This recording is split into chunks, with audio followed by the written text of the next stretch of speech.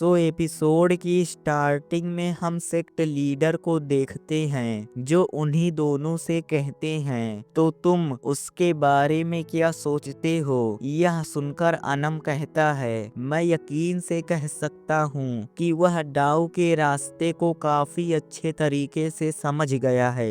यह सुनकर sect leader कहते हैं, तो तुम्हें भी यही लगता है। और वह अभी एक बच्चा है, लेकिन फिर भी जब मैं उससे बातें करता हूँ तो मुझे उससे काफी ही ज्यादा विजडम सेंस होता है। यहाँ तक कि वह अभी काफी कमजोर है, लेकिन अगर हम उसके उम्र को देखें तो वह काफी टैलेंटेड है। यह सुनकर अनम कहता है, हाँ आपने सही कहा, और अपने मन में सोचते हुए कहता है, लेकिन जब मैं मियोंग से बातें करता हूँ तो मुझे ऐसा फील ही नहीं होता कि वह एक बच्चा है। उसके बोलने के तरीके की वजह से ऐसा नहीं है, मुझे बस उसके अंदर से कोई भी बचपन सेंस नहीं होता। आखिरकार मैं इसे डिस्क्राइब कैसे करूं। मैं उसके अंदर से टाविस्ट के स्पिरिट को सेंस कर सकता हूं। अगर मैं इसे ध्यान से सोचूं तो वह बच्चा जो भी हो, इसे डिस्क्राइब करने का कोई और रास्ता नहीं है। तभी सेक्ट लीडर अनम के बगल में खड़े पर्सन से कहते हैं, ह्यून सांग,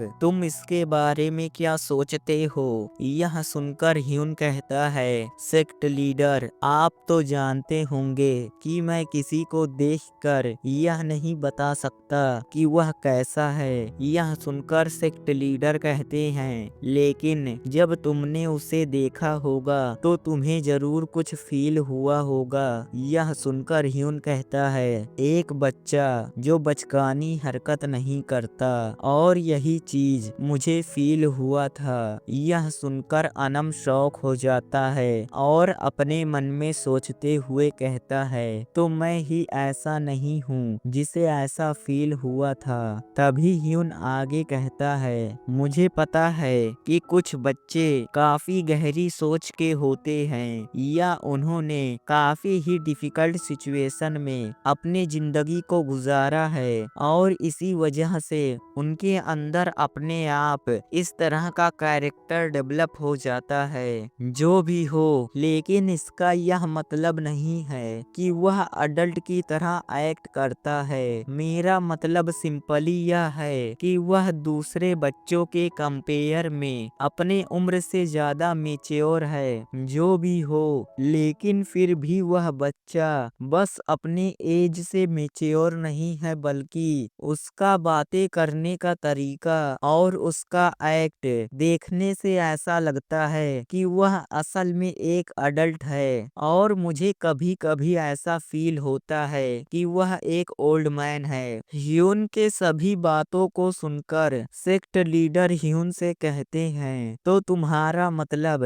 कि वह अंदर से करप्ट है। यह सुनकर ह्यून कहता है, सेक्ट लीडर, मेरा यह मतलब नहीं है, लेकिन फिर भी। तभी सेक्ट लीडर कुछ देर सोचते हैं और फिर कहते हैं, मैं तुम्हारी बात को समझ सकता हूँ। और फिर वह उन दोनों से कहते हैं, मुझे पता है कि हर कोई उसके बारे में क्या सोचता है, लेकिन फिर भी उसके बारे में तुम दोनों को इतना सोचने की जरूरत नहीं है, क्योंकि वह बस अभी एक बच्चा है। यह सुनकर वह दोनों कहते हैं, yes sect leader. Sect leader आगे कहते हैं, यह सेक्ट सभी मासूम लोगों के लिए मौजूद है, और इसका यूज हम अपने फायदे के लिए नहीं कर सकते। अगर हमें कोई ग्रेट टैलेंट मिला है तो हमें उसे ग्रो करने के लिए सपोर्ट करना चाहिए, और अगर वह कोई प्रॉब्लम में फंस जाता है तो हमें जरूरत है कि हम उसे गाइड करें और उसे उसका सॉल्यूशन दें। यह सुनकर वह दोनों साथ में कहते हैं, यस सेक्ट लीडर, हम आपकी बातों को समझ गए। तभी सेक्ट लीडर अनम से कहते हैं, अनम,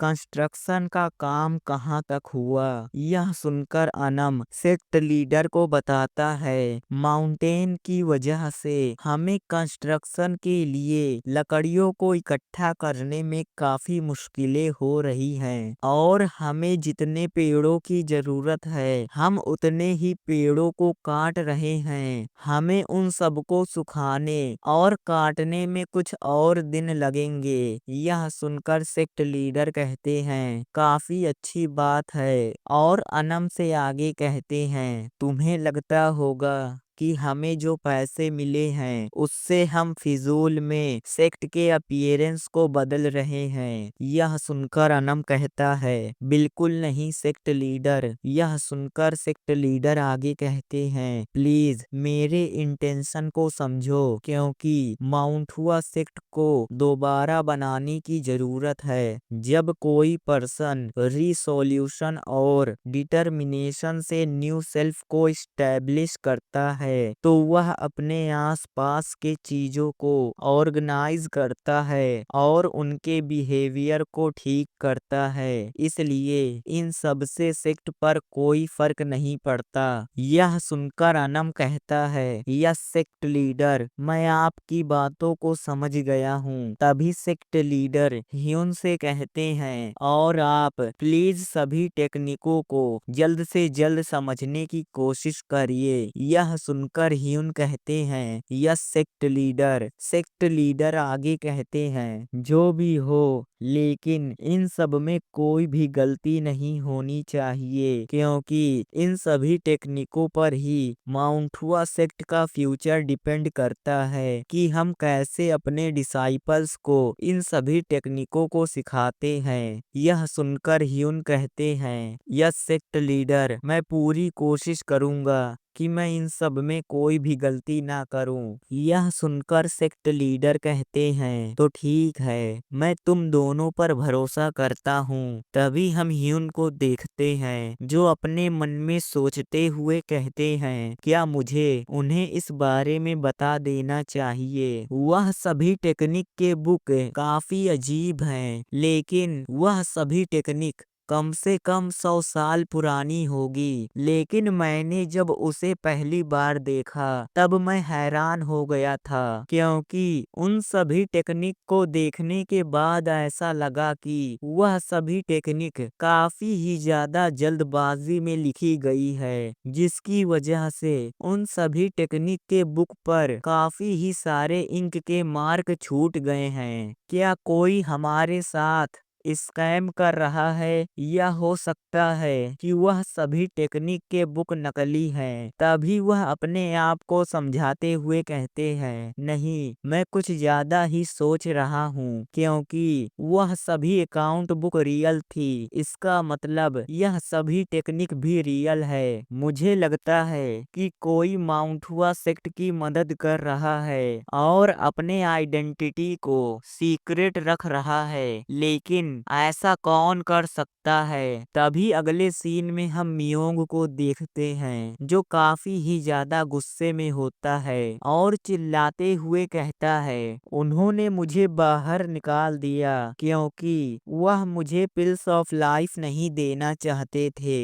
मैंने उन सभी टेक्निक को उन्हें देने से पहले उसे दोबारा लिखा था, जिसकी वजह से वहां पर काफी सारे इंक के मार्क छूट गए। उनके एक्सप्रेशन को देखकर साफ साफ पता चल रहा था कि उन्होंने पिल्स ऑफ लाइफ के रेसिपी को खो दिया, और काफी ही ज्यादा गुस्से में कहता है, आखिरकार इस सेक्ट का क्या होगा। यह काफी ही ज्यादा सिरदर्द है, और मुझे जैसी उम्मीद थी कि अपने लाइफ फोर्स का यूज करने की वजह से इसके साइड इफेक्ट काफी ही ज्यादा खतरनाक होते हैं, लेकिन मैंने जितना सोचा था सिचुएशन उससे भी ज्यादा खराब है, और मैंने जितना जल्दी सोचा था मेरी बॉडी उतनी जल्दी हील नहीं हो रही है, और काफी ही ज्यादा निराश होते हुए कहता है, और अगर ऐसा ही चलता रहा तो मुझे मुझे पूरी तरीके से रिकवर होने के लिए आधा साल लग जाएगा। मेरी तरह किसी के लिए आधे साल की ट्रेनिंग को खो देना काफी ही ज्यादा खतरनाक है। एक बच्चे की बॉडी में लगातार चेंजेस और ग्रोथ होती रहती है और इसी समय किसी के लिए इनर स्ट्रेंथ के फंडामेंटल को बनाने का अच्छा समय होता है और यह समय फिर दोबारा कभी नहीं आता। मुझे जल्द से जल्द रिकवर होने के लिए कोई न कोई रास्ता ढूंढना पड़ेगा। रिकवर होने के लिए दो रास्ते हैं, पहला प्योर इनेट क्यूआई और दूसरा pills of life. QI transfer technique से किसी की हेल्प लेना, लेकिन ऐसा हो ही नहीं सकता कि कोई मेरे अंदर अपने क्यूआई को ट्रांसफर कर सकता है। पहले के दिन भी क्या दिन थे जहां चारों तरफ सिर्फ पिल्स ऑफ लाइफ पड़े रहते थे। यहाँ तक कि मैं उसे बस वाइन पीने के बाद अपने हैंगओवर को उतारने के लिए खाता था और वह सच में काफी ही ज्यादा इफेक्टिव थी। लेकिन अगर मैं ध्यान से सोचूं तो फिर से मुझे ड्रिंक करने का मन कर रहा है और मैं जैसे ही एक पिल को खाता था वैसे ही मेरा सारा हैंगओवर उतर जाता था। तभी उसे कुछ याद आता है और वह हैरान होते हुए कहता है, हैंगओवर? हाँ, मुझे याद आया। मुझे याद है कि वे सब कहाँ हैं, पिल्स ऑफ लाइफ। और काफी ही ज्यादा तेजी से दौड़ते हुए कहता है, मैं यकीन से कह सकता हूँ कि पिल्स ऑफ लाइफ वहीं पर हैं। अगले सीन में हम देखते हैं जहाँ मियोंग एक माउंटेन के सामने खड़ा होता है, जहाँ वह माउंटेन काफी ही ज्यादा बड़ा होता है। जिस माउंटेन को देखते हुए मियोंग कहता है, इस माउंटेन को 5 ग्रेट माउंटेन के नाम से जाना जाता है और इन्हीं चट्टानों के बीच मैंने सीक्रेट प्लेस को बनाया था और एक सीक्रेट प्लेस जिसे सिर्फ मियोंग ही जानता है। इन चट्टानों के बीच कहीं पर एक छोटा सा गुफा है जिसे सिर्फ इन चट्टानों पर चढ़कर ही ढूंढा जा सकता है। इन चट्टानों को डिसाइपल्स के ट्रेनिंग करने के लिए बंद कर दिया गया था क्योंकि यह काफी ही ज्यादा खतरनाक था। लेकिन मैंने ब्रदर झांगमुन से छुपने के लिए काफी अच्छे जगह को ढूंढ लिया था और इसने मेरी काफी ही ज्यादा मदद की थी। और ब्रदर झांगमुन से छिपकर ड्रिंक को पीना और ब्रदर झांगमुन से छिपकर मीट को खाना काफी ही ज्यादा मजेदार था। और तभी वह सोचते हुए कहता है, लेकिन ब्रदर झांगमुन क्यों नहीं? आखिरकार मैं क्यों जिंदा हूँ? अगर मैं इसे ध्यान से सोचता हूँ तो मेरे जैसा कोई अभी भी क्यों जिंदा है? लेकिन फिर भी यह ज्यादा इम्पोर्टेंट नहीं है और उन माउंटेन की तरफ देखते हुए कहता है, मुझे जल्द से जल्द उसे ढूंढना होगा। मैं यकीन से कह सकता हूँ कि मैंने अपने पास्ट लाइफ में पिल्स ऑफ लाइफ को यहीं पर छुपाया था। अगर यह मेरा पास्ट सेल्फ होता तो मैं 2 जंप के साथ वहां तक पहुंच जाता, लेकिन मेरी इस बॉडी के साथ यह करना काफी मुश्किल है और वहां से दौड़कर जाने लगता है। अगले सीन में हम देखते हैं जहां मियोंग के हाथों में रस्सी होता है और माउंटेन के टॉप पर आकर कहता है, क्या होगा अगर मैं माउंटेन पर चढ़ने के बजाय यहाँ से नीचे उतरूं? तभी वह माउंटेन से नीचे की तरफ देखते हुए कहता है, लेकिन सिर्फ एक ही प्रॉब्लम है कि यह 10 गुना ज्यादा खतरनाक है। तभी वह अपने आप को हौसला देते हुए कहता है, जो होगा देखा जाएगा। मेरे पास बस एक ही चांस है, लेकिन अगर हम ध्यान से देखें तो यह मेरा सेकंड लाइफ है। और उस रस्सी को एक पेड़ के साथ बांधकर वहां से नीचे उतरते हुए कहता है, आखिरकार माउंटुआ सेक्ट को रिवाइव करने का काम इतना मुश्किल क्यों है। यहाँ पर डिसाइपल्स को ट्रेनिंग करने के लिए इसलिए बैन कर दिया गया क्योंकि यहाँ की चट्टानें कभी भी टूट सकती हैं। अगर हमने एक भी गलत कदम रखा तो चट्टान तुरंत ही टूट जाएगी। तभी मियोंग का पैर स्लिप कर जाता है और मियोंग अपने आप को संभाल नहीं पाता और वहाँ से गिरते हुए कहता है, अगर हम दूसरे शब्दों में कहें तो इस माउंटेन पर चढ़ना काफी ही ज्यादा मुश्किल है। सो ये एपिसोड यहीं पर खत्म होता है। तो नेक्स्ट एपिसोड के लिए हमारे चैनल को सब्सक्राइब कर लें।